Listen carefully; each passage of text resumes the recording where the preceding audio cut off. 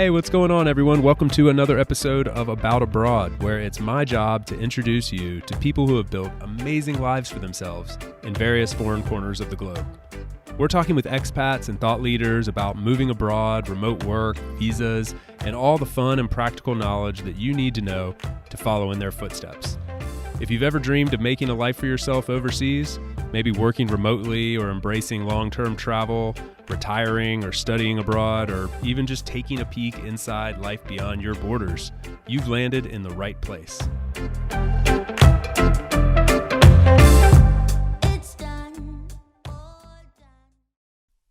My guest today is a friend of mine named Simon. We met while working at Doist, and he's an Australian citizen currently living in New York. And not only that, he's lived in a variety of other countries in Southeast Asia and Europe. And we get into all that. We talk about his immigration away from Australia in a place a lot of people would consider to be a paradise, and what life is like in New York in particular, but also just his experience living in other countries. We get deep into some of the visa stuff that you might need to know if you are Australian or really from any country outside the U.S. Trying to live in the U.S., and what his perspective has been as a foreigner living in New York in particular, but also just the United States during a pretty tumultuous time in the U.S. history. So super fun catching up with Simon. He has a lot of serious practical knowledge to share, a unique situation that he's currently living through, which we get into deeper. And we talk just a lot about what life is like as an expat living in the U.S. So whether you want to be an expat yourself that moves to the U.S. or you're somebody that's kind of interested in like, hey, what's it like as a foreigner living in my country? His perspective was really interesting. I had a blast catching up with him. I hope you'll enjoy as well. Please help me in welcoming Simon to About Abroad.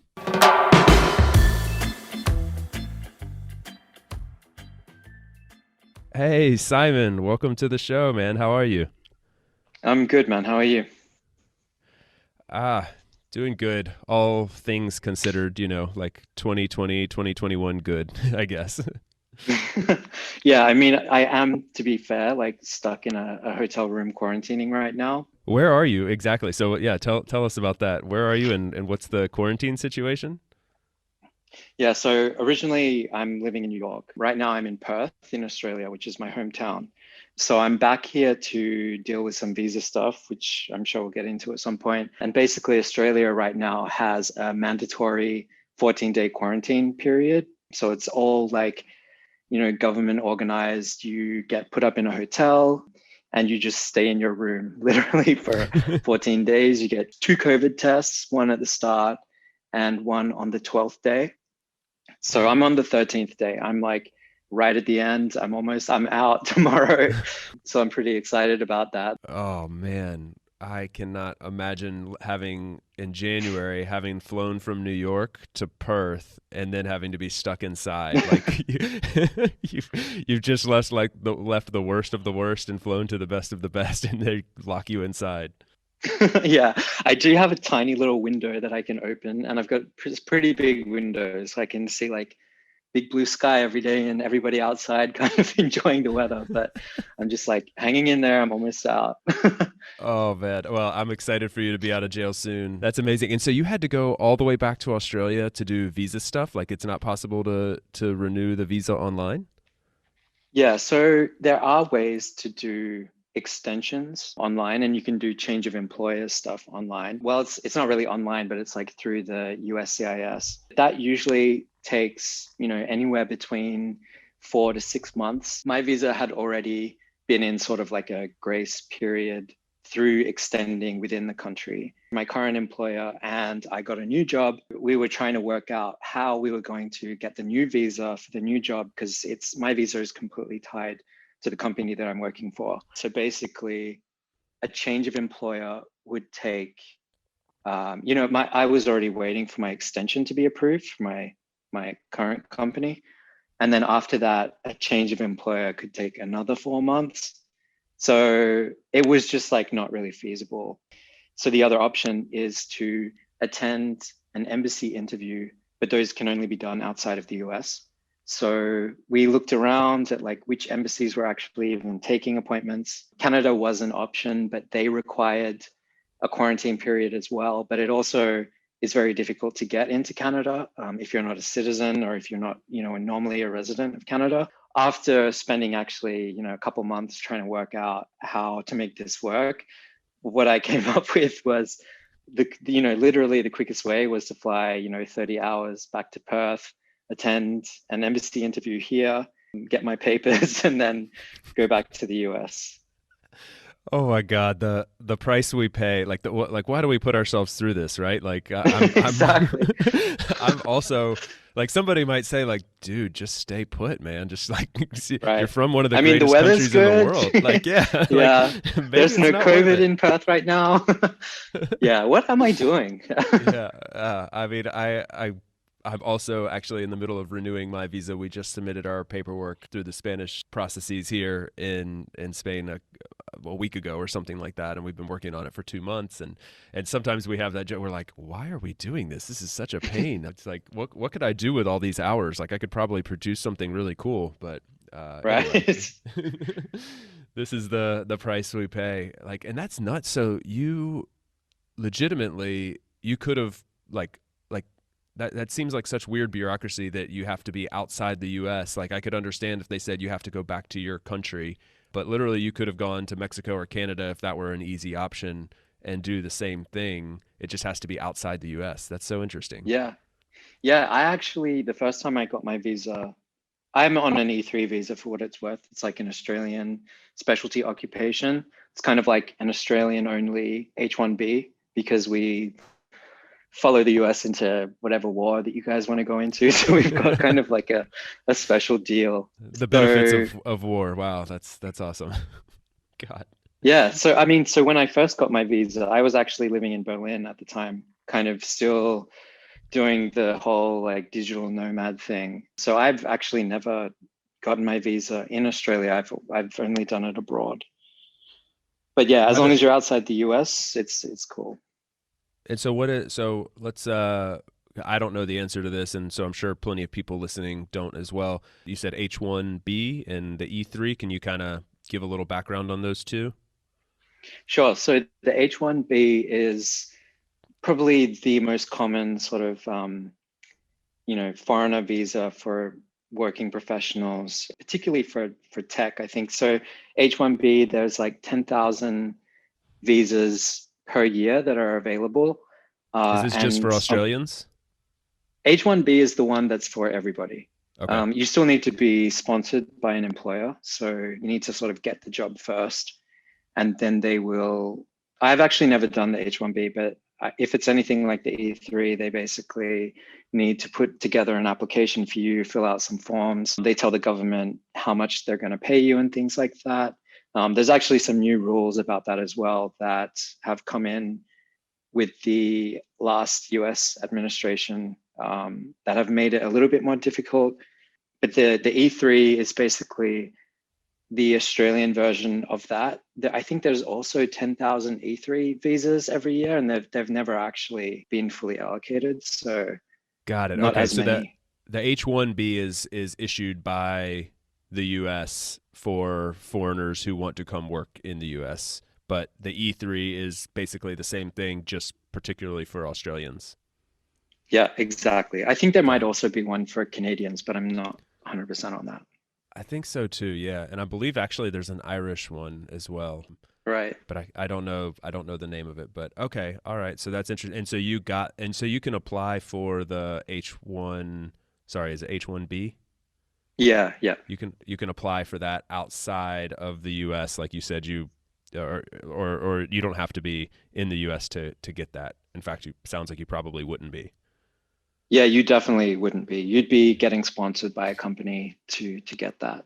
And there is a little bit of a difference between the two in that E3 visas are technically non-immigrant visas. So they're without the intent to immigrate. So an H1B, both of them are 2 years long.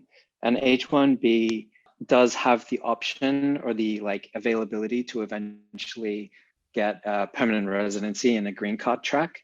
Whereas the E3 visa is purely like a professional visa with, you're just supposed to be like a working professional So there's a little bit of a difference there, but otherwise they're basically the same.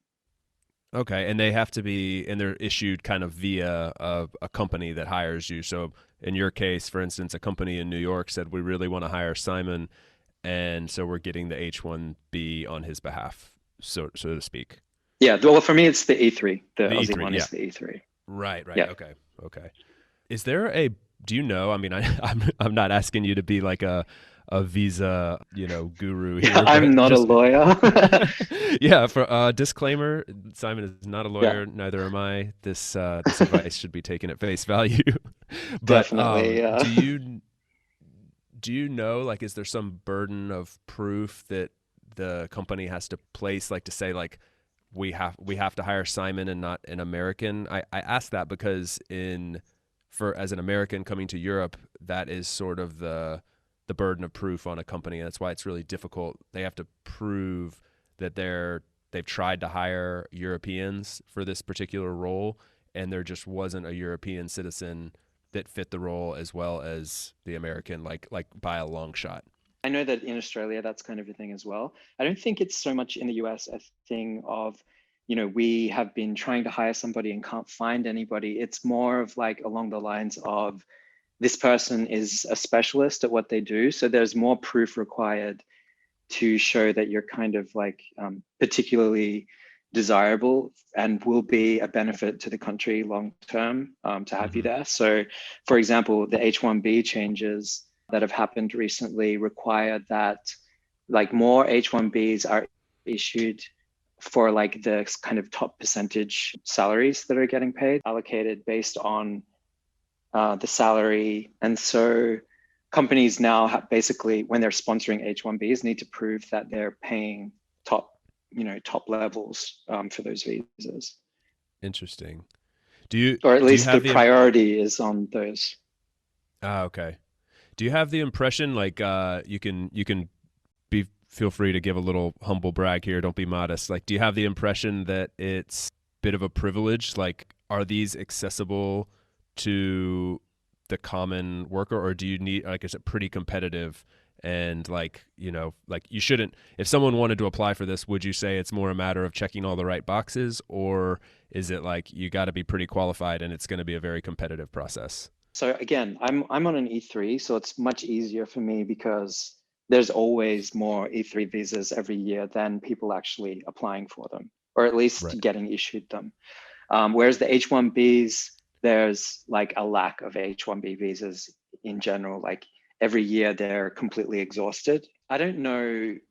I think it's becoming more difficult because of these new restrictions on the salary requirements for these visas. So, it used to be that a company would use an H-1B kind of like a blanket visa for professionals. And there's still requirements on those. Like, I think you need to have at least a bachelor's degree, and it needs to be, there's some kind of accreditation thing. So you need to have gone to a university in a country that kind of like fits with the US's idea of what a bachelor degree is. So there's some things like that that make it a little bit trickier. It's not just for everybody. I think there might be other visas that are a little bit more relevant to other industries, but I know that for tech at least, the H-1B is kind of like the standard way in. Gotcha. Makes sense. All right, cool. I'll take you off the visa attorney advisor role, and let's move I into some mean, more. honestly, after spending so many months trying to work out how to make this current situation work, I do feel almost like I could be, a few steps away from being an immigration lawyer. So That's it, man. I mean, I do as well. Like, people ask me questions about I'm on what's called the non-lucrative visa, and people ask me questions about it all the time, and I'm amazed sometimes. I'm like, man, I'm able to rattle off a lot of information on this. Like I kind yeah, of I do know mean, what I'm talking about now. I know it's crazy the things that you pick up just being in this kind of situation. Like when I was living in France, I learned so much about the French taxation system. And I ended up only being there for less time than I actually needed to actually become like a taxable resident of France. And I still I still understood like the whole system basically. It's just you just need to pick up this stuff when you're living like this, I guess. You do. You've lived a pretty interesting life. Let's talk about some of the places you've lived. You've already mentioned Berlin and France, obviously the U.S., obviously you're from Australia. Are there any others on that list where you've considered like, quote unquote lived, however you define that? I don't know how long you have to live in a place to consider yourself having lived there. I don't know if there's some rules There's a around sliding that. scale. I say if you got mail delivered Yeah, there, I like mean, if you had an address that you apply, to send you mail, then maybe yeah, that counts. I don't have a rule either. yeah. I mean, I stayed in Cambodia in Phnom Penh for That's right. about 7 or 8 months. So that was probably, apart from Bordeaux and Berlin, it's probably the only other sort of long-term place.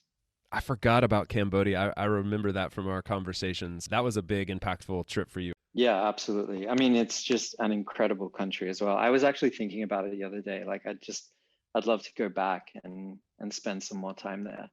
And to actually live there for a while is a really kind of special experience. I think on a vacation, you kind of pressured to spend a lot of time at, I mean, the tourist sites in Cambodia are amazing, but just kind of getting into the local culture, and especially in the city in Phnom Penh, it's not really a tourist destination. But if you spend enough time there, you do kind of get a really good feel for the city and the people and their, the restaurants and the bars. And there's a really big expat community there, which is doing really interesting things. There's a lot of people working for UNICEF, for the UN, or lots of different NGOs over there. It's a really interesting place to be. That's what you were doing, right? Weren't you in something like that?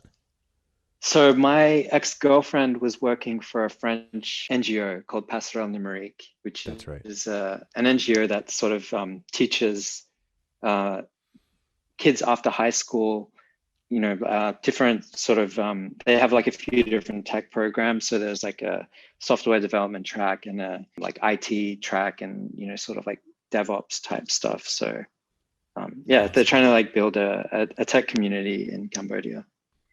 And they Fantastic. actually operate in a few different countries in Southeast Asia. Oh man, that's amazing. So that's a fun chapter, and you ended up back in France and in Europe. Did you find that you really enjoyed your life in Europe? Like you've gone to the U.S. now, and so I'm curious about that. Like kind of in between chapter where you were in Europe. How did you jive with the culture and the different countries of Europe? Did you enjoy your time here, or were you always kind of itchy feet looking to move on? That's a good question. I think that I don't know, I have different feelings about different cities in Europe, and some, especially as a foreigner, were much more livable than other cities, especially as someone kind of moving around a lot. I never really felt that I got to the proficiency with French to a level where I felt super comfortable living there. Whereas in Berlin, I spent a bunch of time there and I never really had that same stress in Berlin. Yeah. I did a small trip to Paris, maybe 2 years ago now, but I remember just feeling really at ease, speaking my terrible French there. Whereas in Bordeaux, I always felt like a lot of weight on my shoulders to not seem stupid, or some of the like bureaucratic stuff I had to deal with was really stressful because I just didn't know how to explain, what I needed or what I was looking for. So, and then Yeah, there's other that cities, like we used to work together at Doist, and Doist had a big presence in Portugal. So I spent a bunch of time in Porto, and I felt really at ease in Porto as well. And I felt that like getting by with some really terrible Portuguese was doable for me. So yeah, I think yeah. there's just like different cities, different kinds of experiences as a foreigner. Yeah, language is interesting like that because I mean, you can be the most confident person in the world and language can make you feel like a baby. Like it makes you feel Right. really really lesser than yourself and kind of change it can change your whole personality like and I can imagine I mean France has a stereotype of like they don't necessarily fully adopt the idea that everybody should speak English as a second language. So, that you can go to places in France and find that like people just don't speak English. You're expected to speak French. And so I can imagine being in Bordeaux and like, feeling that weight, like, okay, I need to produce some French here. I've been here long enough to where I should be able to say some things, but then you find yourself reduced to like a 4-year-old and you're like, what is happening to me? Like, where's my confidence going? And then in a place Right. like Portugal or Berlin, where you have, Berlin's so international, and I have friends that work there that say like, yeah, I mean, I have not learned a word of German and I've been here for a couple years because we all just speak English. And the Portuguese speak amazing English. So like, I think if you just try a little bit of Portuguese there, they're like super pumped about that. So I can totally Yeah. resonate with everything you're saying. And I feel the same pain here in Spain sometimes. Yeah, I mean, Berlin in particular is wild. Like, this is a little insider secret of Berlin. Most of the cafes in Berlin are owned by Australians. So, like, I would Really? feel pretty comfortable, like, going into these, super nice cafes that I kind of missed in some cities in Europe. It's really hard to find that. Like, Aussies are very coffee snob, right? So, Yeah.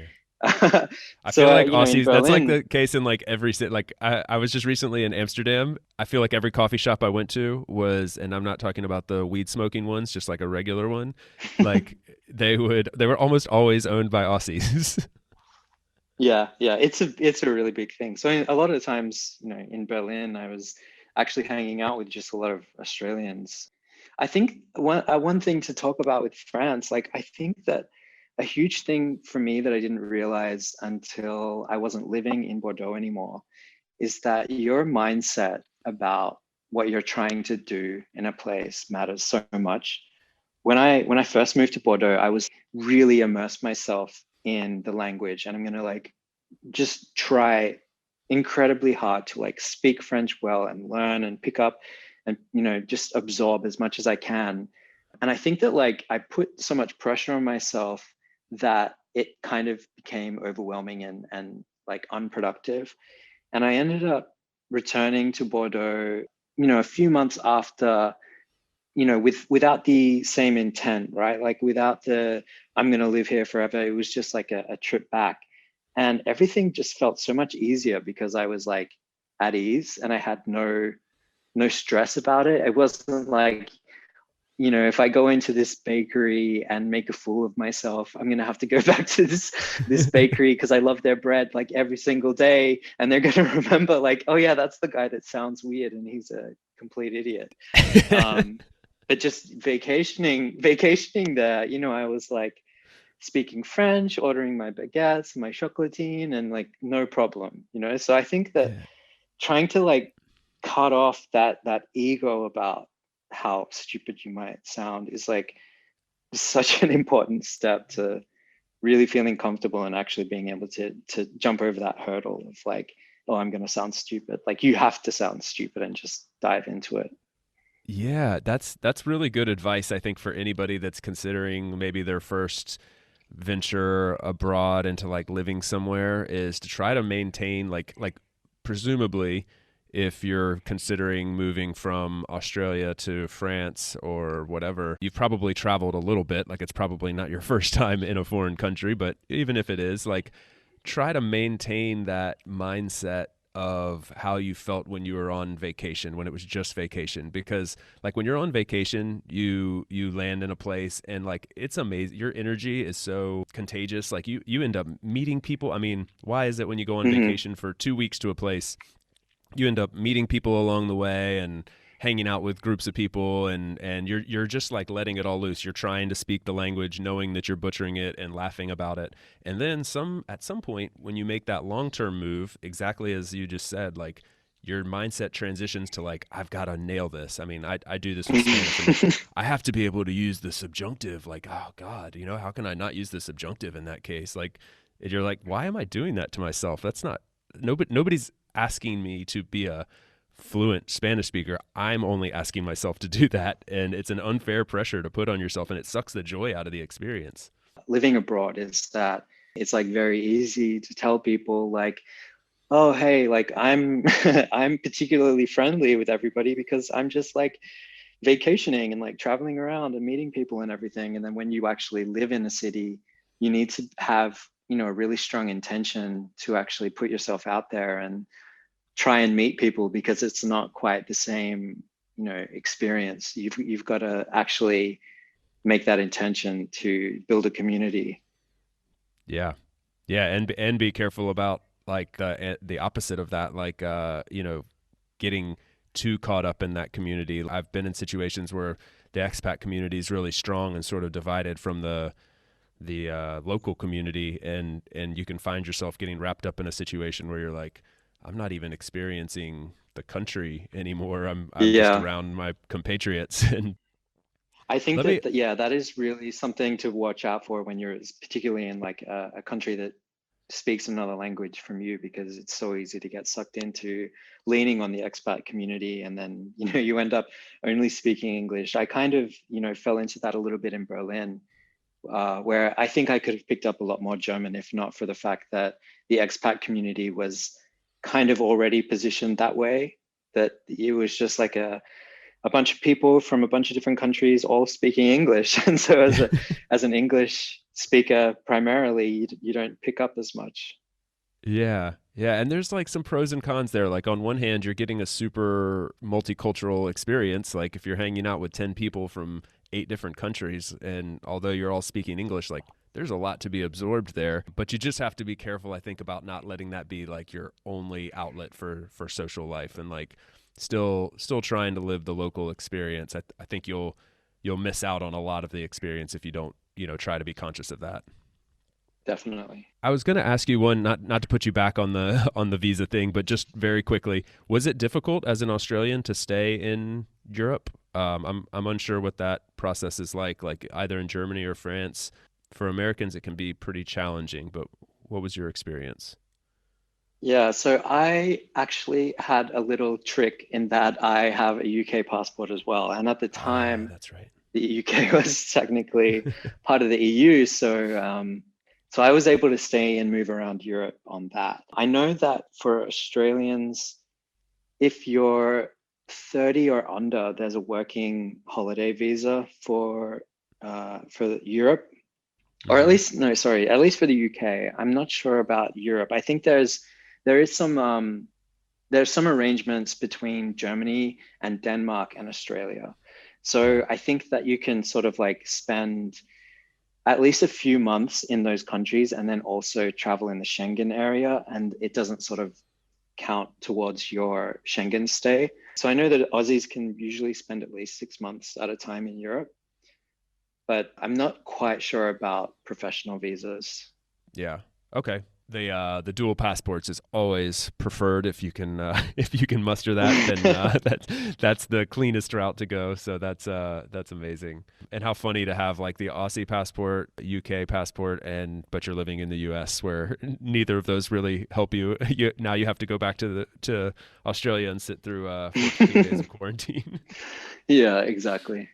Well, I wanted to ask you a bit about your experience in the US, looking at it through the lens of like, if someone listening to this is also considering an immigration to the US, whether for a year or permanently or whatever, just talking to those people, like what has your, this is a super broad stroke I'm going to paint just to, you take it and run with it in whatever direction you want. But like, what has your experience been like, especially, you've been there through a pretty tumultuous time with COVID and all of the chaos of the last year or two, and a psychotic president. And I mean, you've been there during a very interesting time. So like, what has the experience been like for you? I get a lot of people asking me why on earth I left Australia to go to the US, like especially That was early going to be on. my follow-up question, but yeah, let's address it all together. Like you left one paradise for what is currently a bit of a shit show. So I mean, yeah, what's it been like?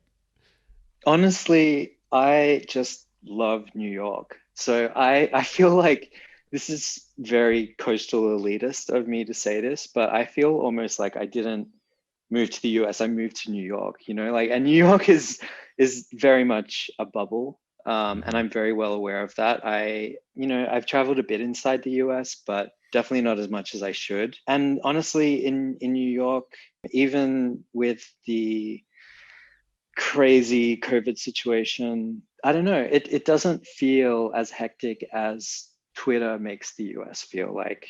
I think that, like I definitely doom scroll all the time. And I do wonder like, what the hell am I doing living in this country where this is happening and people voted for this? But yeah, I don't know. I think that, it's also what you make of it, and you kind of surround yourself with the people that you want to surround yourself with. And I think that's true of any place that you go. But yeah, for me, honestly, I visited New York once just on a vacation. I was actually working remotely at the time just for a couple of weeks. And I just kind of fell in love with it. And then, the stars aligned and I ended up finding the perfect job to sort of move there for and try it out. And, I'd been sort of doing the whole digital nomad thing for a while in between living in France and ending up in New York. And that was probably almost a year of just kind of like living like that. And I think I was really craving some place to call home. I think that Instagram, makes the digital nomad life look really enticing, and it's all like swimming pools and cocktails on laptops and a lot of infinity pools. yeah, exactly. But after a while, I think maybe this isn't for everybody, but I really just wanted a home. So finding that kind of that idea of home in New York has been a huge thing for me. And I think for me, coming from Perth, it's a city, but it's a pretty small city. And I think that I was always kind of craving to just get out, not get tied down here and find that kind of like stimulation. This is going off on a bit of a tangent, but like I've always had this theory that, babies need stimulation. They need jangling keys and toys and numbers and all this sorts of stuff. And like, I feel like as adults, we also need that stimulation. And I think if you're in a place where you feel like, there's something bigger out there to go and explore, then you should do it. And for me, New York is just full of that stimulation that I was looking for. You're never really bored. It's not easy at all to live there, but it's stimulating and it's interesting, and it's kind of what I was looking for.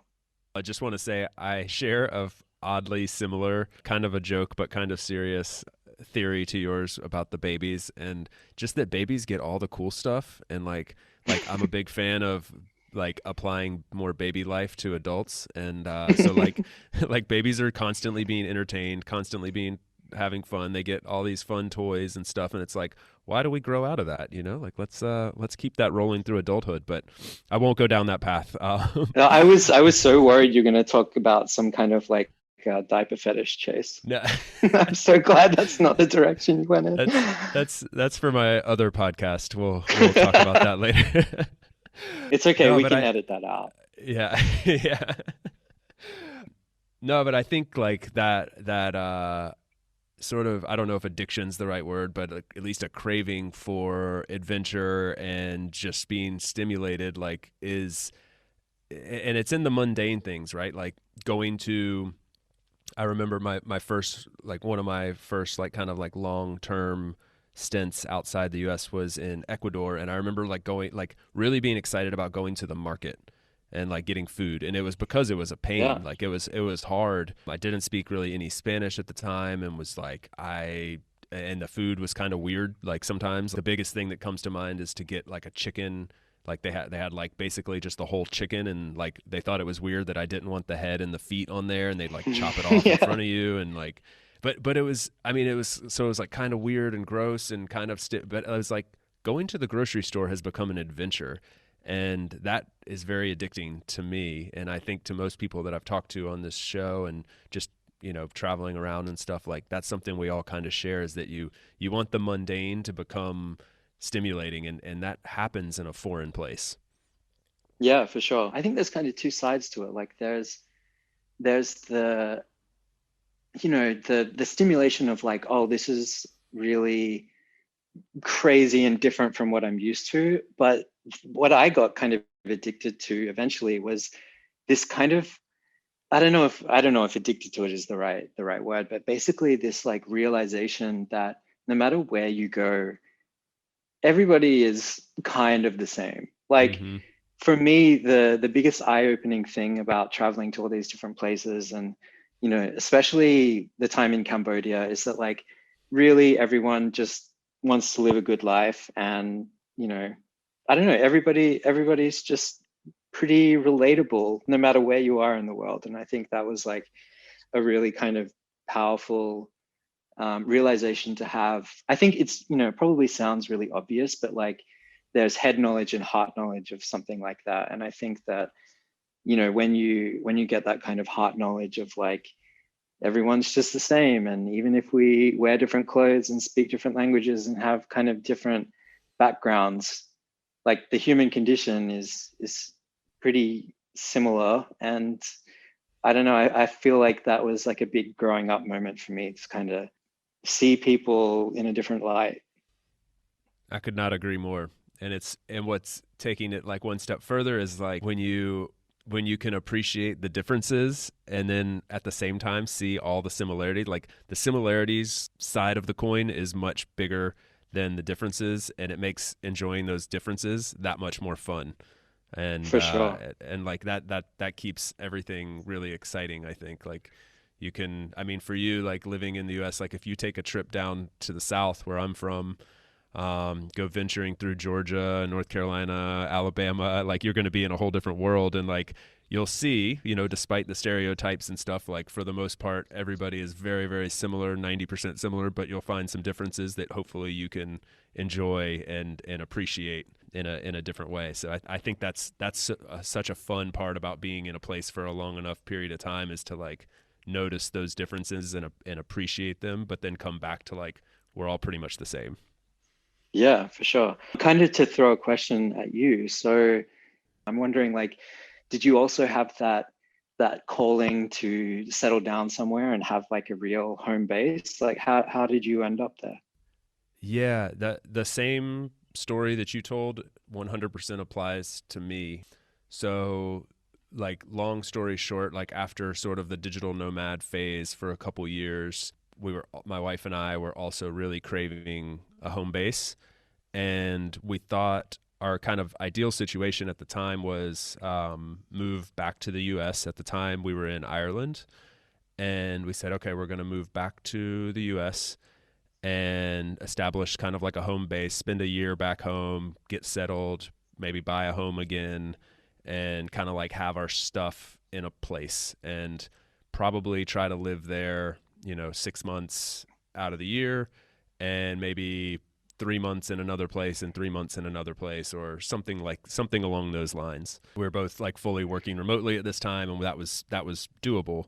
So the whole thing was, we want a home base again. But when we got back to the US after about a year and a half, like buying a house was becoming really difficult. We were having trouble finding what we wanted, and a few things fell through, and we just got itchy feet, like really craving more of a like we were craving being abroad again, basically.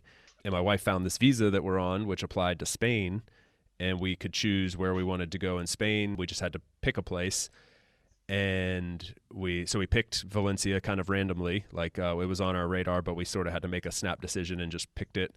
And we said, okay, we'll go there for 3 months or something, and then we'll move on, and maybe we'll try Barcelona for 3 months, and so on. But when we got here, we felt really, really settled, and we said, let's just spend the whole year here, and we'll do some trips from here, and we'll enjoy spending a year in Spain, and then we'll go back to the US and figure out the next chapter. Now we've been here for 3 years. So just kind of fell in love with it. We, under normal circumstances, we're traveling a lot.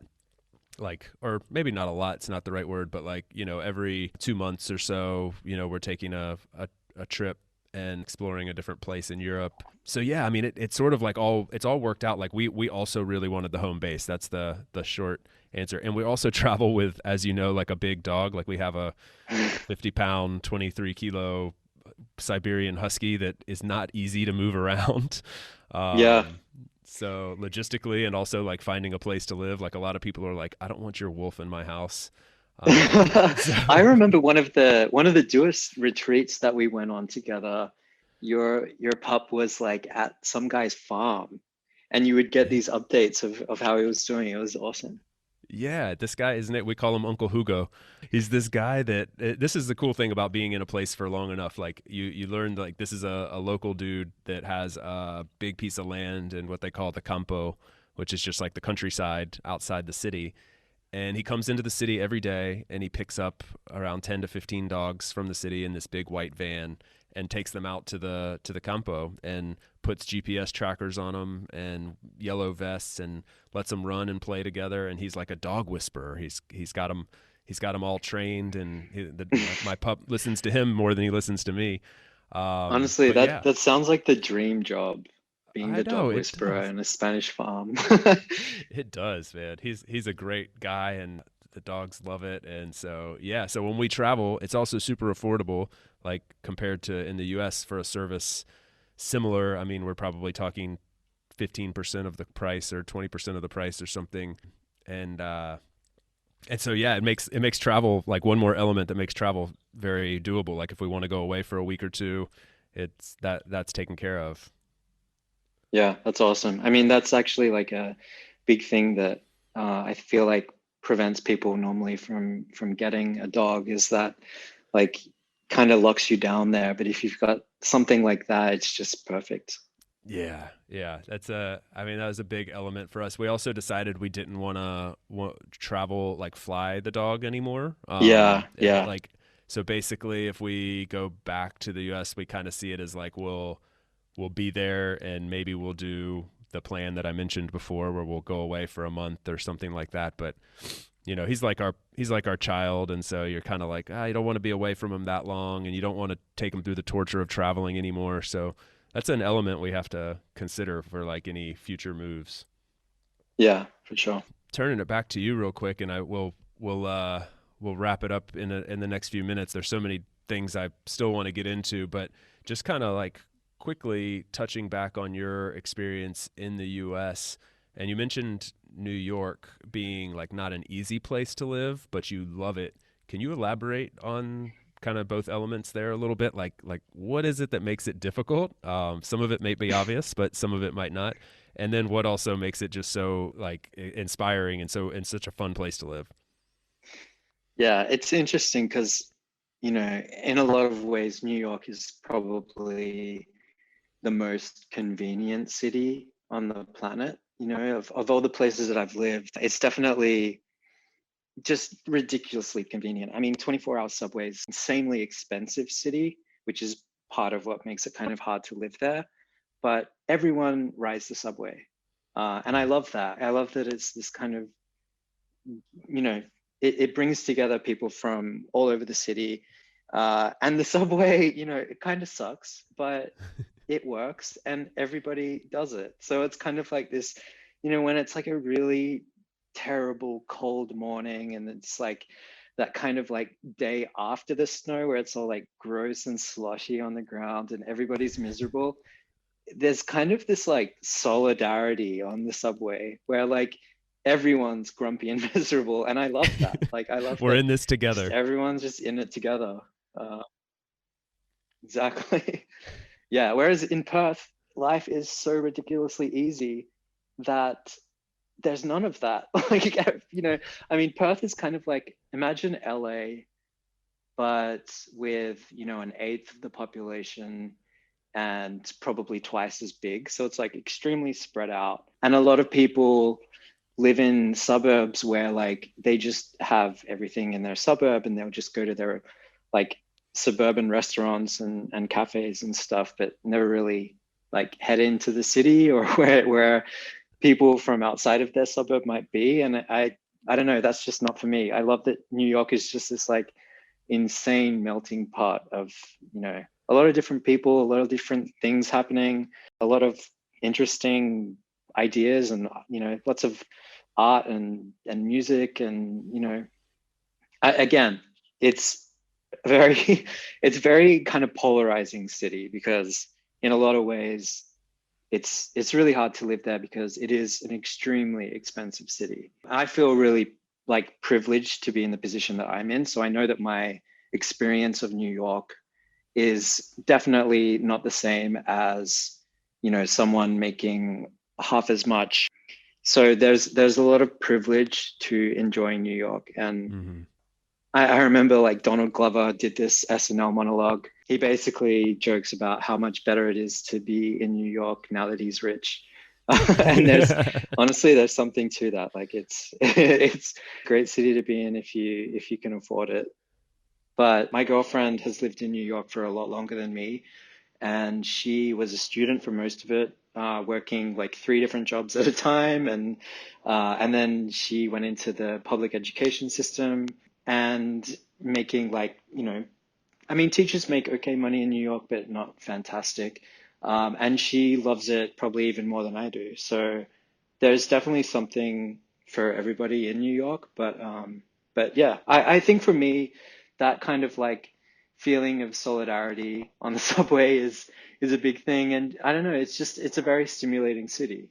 That paints the perfect picture of like this dichotomy between like the grit and grime and the glamour, right? Like it's like everybody's in this one place together fighting through the rough weather or the fact that everybody's got to work hard because it's expensive, but like you're in it together and it brings cool fusion of energy together, I think.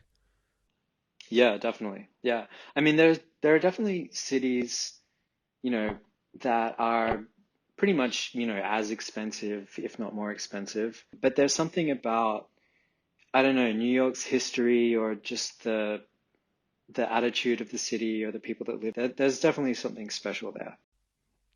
Yeah, and did you find like some people have a stereotype about New Yorkers that it's like that it's kind of cold, but not weather-wise, but I mean like the people like a little bit harsh, or you kind of have to be like you got to have your game face on a little bit to live in New York. Have you found that to be true, and if so, challenging, or what has your experience been in that way? I'm trying to answer this question for somebody who's maybe a bit intimidated by New York and the people and making that move, especially from abroad where you're already going to have a little bit of like inferiority, perhaps. Yeah, I think I had a little bit of that expectation before I ever went to New York. My sort of mental image of New York was that montage in Home Alone 2 of like the scary lady in Central Park, and the taxi driver who turns around and his teeth are all fucked up. And but honestly, New Yorkers are actually just extremely friendly in my opinion. Like I you know, I've been walking around this, like, I love just walking around the city, which is why I don't think I could ever live in a city like Perth ever again because it's not really walkable. But I've walked around New York. I mean, there's definitely a lot of interesting things that you'll see on the street, but you'll also see a lot of strangers helping tourists with getting where they're going. And like, people are just very, I don't know how to explain it. It's like very unpretentious, right? So I think that that attitude can come across as a little bit like brash or harsh, but in reality, it's just like very honest people, but very willing to help as well. Like very, I would just say mostly like very friendly, very open and honest people. I know that like a lot of people from LA that have moved to New York. I've got a few friends that lived in LA and then ended up in New York.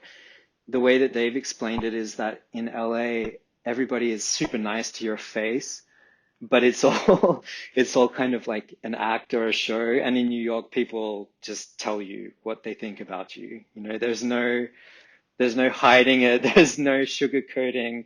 And personally, I really like that. I like knowing where I stand with somebody, and but in my experience, that honesty and openness has always been pretty friendly. Yeah, I've found the same to be true. Like that stereotype doesn't that some people have as has not really held true. I mean, I've also found people from New York to be super friendly and enjoyed the little bit of time I've spent there. My talking about making it work, financially. My wife did an internship there where she actually an unpaid internship while she was in university and Wow. college and had to live in New York. So basically, she was paying to work, and so anyway, But it's an awesome city, and I'm so glad that you're enjoying it and kind of thriving in my home country and enjoying your experience despite all the chaos recently. Like it does give me a sense of joy to know that a lot of people from the outside are looking in. It's easy to kind of bash what's going on there, and to hear from foreigners who are living there and really enjoying themselves and can speak highly of the people and the experiences and stuff is not really something I'm seeking out, but when I come across it, I find that I really enjoy that and appreciate it. So glad you are doing well and enjoying the experience there. I want to end real quick with just a couple quick questions, and then I'll let you go. If you had to answer just kind of quickly off the top of your head, what advice would you give to somebody moving to New York for the first time, particularly if they're coming from outside the U.S. and sort of unfamiliar with the landscape? Is there any major advice or quick tips you would give them, like how to get started? Let me think. I think obviously the first thing you're going to have to do is find a place to live. I think the best thing to do, if you can do this, is to use something like Airbnb or some kind of like short stay rentals to sort of explore the neighborhoods, because the neighborhood that you live in will definitely affect your experience of New York, and everyone's different, and there's something there for everybody, but you do have to kind of get your lay of the land and sort of work out where is going to fit for you. So, someone that really enjoys Bushwick and the bars and clubs out there will probably hate Midtown and the Upper East Side. But on the flip side, there are places in Brooklyn and that are like probably, kind of slow and boring. And then other places in Lower Manhattan that are like extremely exciting and fast paced and kind of rough and ready. So you definitely want to sort of get that sort of understanding of what the city is like and find your place. I think learning how the subway works is probably pretty important. Like that's one of the thing you mentioned about housing is one of the top questions that I get from people that want to kick off a new lifestyle, and they just say like, I just don't even know how to, like, I don't know where I would live. I think that a lot of us have like a permanency mindset, like I need to go somewhere and like kind of already have my housing organized before I get there. And what you mentioned with like finding an Airbnb or sort of, getting a lay of the land, like rent a place for a month or 3 months or something, and figure out which neighborhood's right for you. And starting there with some of the basics is way more important than like trying to, from Perth, trying to pick which street in Brooklyn you want to live in because you've read cool things about Brooklyn. Like, you don't know, get there and figure it out. Right. I think one of the things as well for foreigners that's really tricky about moving into the US is, when I moved, the first thing that I had to do was get a social security number. So there's a lot of like bureaucracy like that. And then when it comes to renting, you basically need to be able to prove that you're going to be able to pay rent. And since you have like no credit when you first enter the US, and credit for people abroad, like the US credit thing is so bizarre. Like in Australia, it's not great to have a lot of credit cards. There is such thing as like a credit score, but it's very different. Whereas in the US, basically as a foreigner, what you want to do is just get any credit card you can as quickly as you can and start using it a lot to try and build your credit score, because in the US, that's super important. And as a foreigner, you start with 0. So that's going to look kind of strange on some of your rental applications. It's such a funny thing because it is so true. I'm recalling now when I turned 18, which is when credit card companies can literally can start poaching you and selling to you. I mean, I just got flooded with credit card applications, and this is considered like a normal thing. Like, yeah, you got to have a couple credit cards, and I still get, I mean, probably like 3 a week credit card things in my mail, and I honestly don't know how they have my address, because it's from like these companies that I don't have an account with. So there must be some registry that everybody's just put on, and everybody just gets flooded with these credit card offers. It's insane. Oh yeah. No, it's a real thing, and I think it's a problem, but whatever, that's another issue. But yeah, I can imagine as a foreigner, it must be a very bizarre thing. And actually, it's a great segue. That may be your answer, but the last question I wanted to ask you is, what have you found to be sort of like the weirdest thing, the most shocking? Shocking may not even be the right word, but like, what's kind of surprised you the most about your move to the U.S. and anything that you found that's sort of just like, why do you guys do it this way? Honestly, I think from having lived in, European countries and spending a bunch of time in Southeast Asia, Australia and the US are just like so close that moving from Australia to the US isn't super strange. I think I am constantly, I'm saying this to my girlfriend all the time, like, one, that I can't believe that I'm living in the US, because I just never sort of pictured myself there. So I guess like a bit of advice is to not write the US off. Like it's still a really interesting place to live. It's strange and it's confusing and it's, very divided in a lot of ways.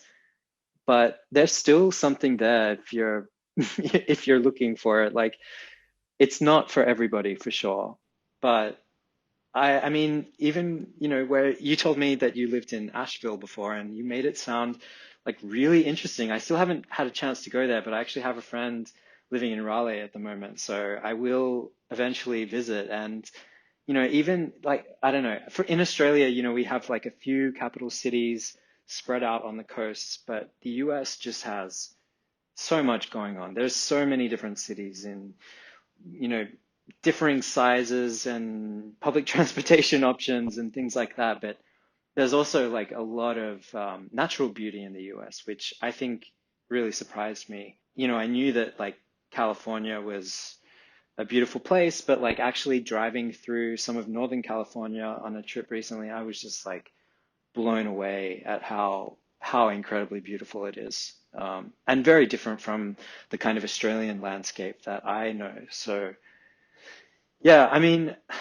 biggest kind of difference, I think, I mean, like people are different all over the world.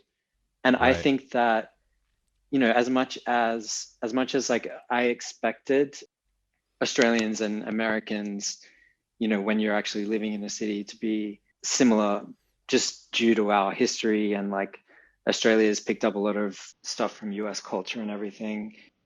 I think I've been like introduced and confronted and seen a lot of different types of viewpoints in even just in New York, in the bubble that is New York. So yeah, I think there's a lot of diversity in the US, especially in New York, and I think there's more than I thought there would be. Hmm.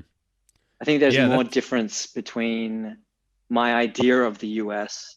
It's different to what I thought it would be, based on, I think, pretty simple and outdated ideas of what the US has become, especially over the last, 4 or 5 years. It's definitely more complicated than that. yeah.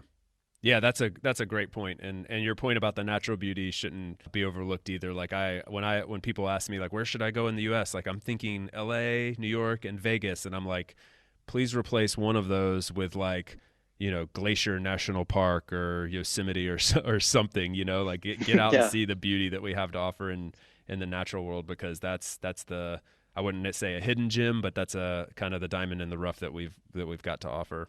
Simon, man, this was so fun for me. I hope you enjoyed it too. It'd been way too long I since we'd loved it. seen each other, and I had so much fun chatting with you and learning more about your experiences. And I'm sure people listening will take a lot of practical information away and some inspo to live a little more like Simon. Dude, I had so much fun. This was great. And it's great to catch up. It's been way too long since we chatted. Yeah, I had a great time. I'm really looking forward to listening to the other interviews you've done. Thank you so much, man. We will do a better job staying in touch. Thank you again. Appreciate it. Of course. Thanks, man. Thanks for tuning in today from wherever you are in the world. Once again, I'm Chase, and this has been another episode of About Abroad. You can visit aboutabroad.com to get our latest updates and listen to past episodes, or find us on Apple Podcasts, Spotify, Stitcher, really anywhere you get your podcasts. On that note, if you enjoyed the show, feel free to subscribe and, if inclined, leave a few stars and a review. It's truly, truly appreciated and will help more wanderers just like you find us. Until the next time, adios from España.